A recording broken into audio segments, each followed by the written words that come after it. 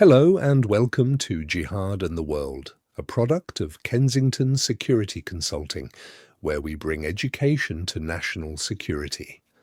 Today's episode is entitled Whip Hands and Bloody Rivers, Immigration Comes to Britain. Whip Hands and Bloody Rivers. Mercurial, brilliant, eccentric, and legendarily controversial, Enoch Powell was a prominent figure in Britain until 1968. He served as a Member of Parliament for 18 years and was openly nationalist and conservative.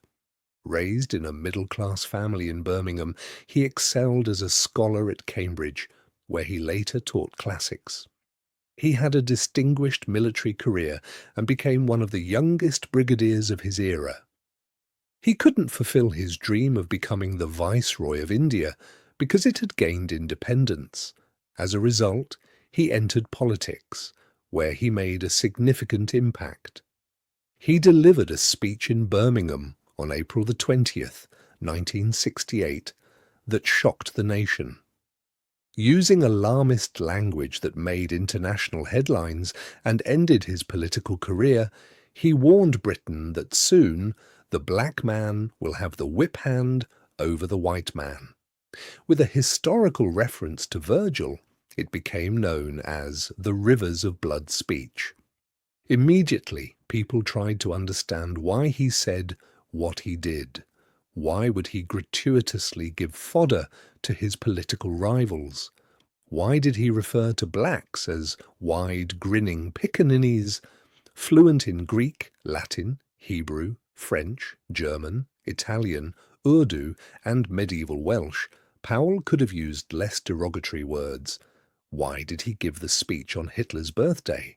Many fellow Tories agreed with Powell's critique, but not his word choice, his legacy. Today, few Tories would openly embrace Powell's rhetoric. However, leaders of the anti-immigrant British National Party, BNP, have no such hesitation. The group's Midlands leader said, "It has taken us 40 years to admit it. We shuffled into this nightmare we find ourselves in, where our traditions, history, and culture are being replaced far more quickly than Mr. Powell could even have dreamed of." But many Britons have forgotten him. He was the MP from Wolverhampton, and many local college students have asked, "Enoch who?" "Yeah, I've heard of him. Who was he?" A British journalist snickered that for today's generation, Rivers of Apathy better describes politics.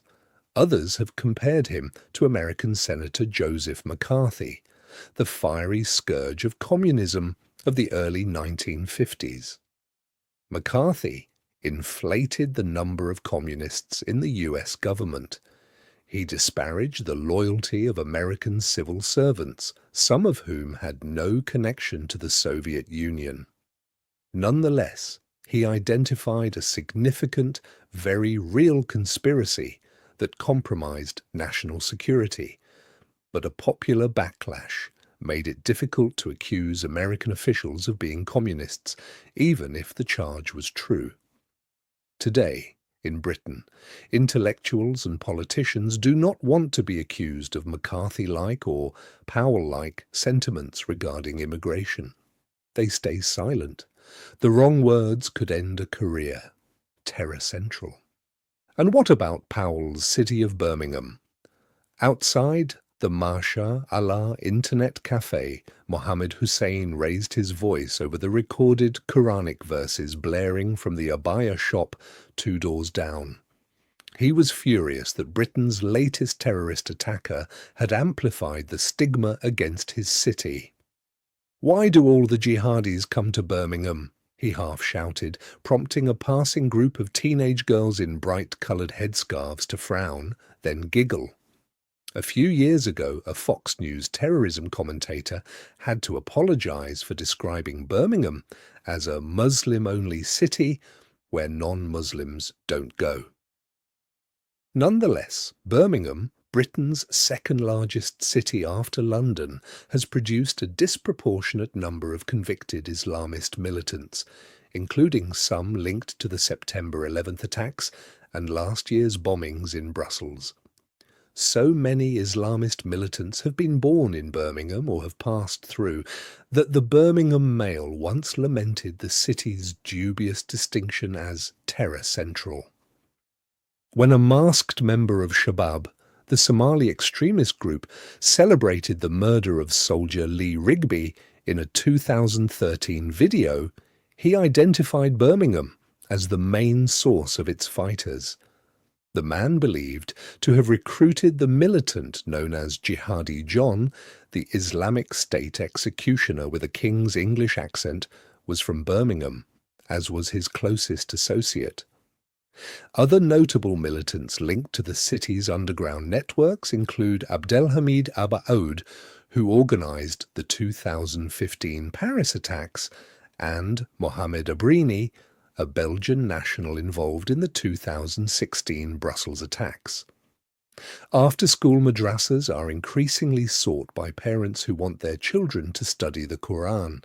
Even state-funded schools often accommodate religious needs by allowing lunchtime prayer, shorter days during Ramadan, and optional headscarves. Mr. Choudhury, now in prison after being convicted last year of encouraging support for the Islamic State, has recently preached in Birmingham several times. His group would arrive in large vans on Coventry Road, an area associated with conservative Islam, to preach and distribute leaflets. They turned religion into a gang-like thing, with thugs around him saying, "Come join our gang," said Mr. Ashfaq, director of Kick It. Their message, he explained, was, "You can be cool, you can become a gangster," a jihadi message.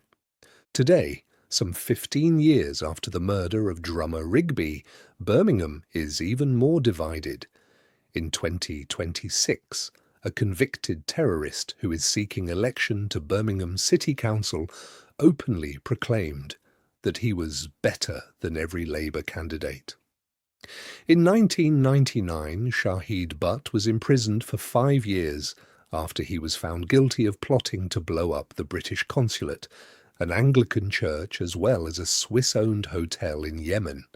Butt announced, "I'm not a pacifist," and few would contest it. He is running in an area filled with people of Pakistani descent. He may be banned. If so, this will be yet another act of, in his words, Islamophobia. This concludes this episode of Jihad and the World. If you live in Birmingham and have some comments, please share them with us. Nothing in this episode represents the official policy of the United States government. Until our next time, thank you for listening.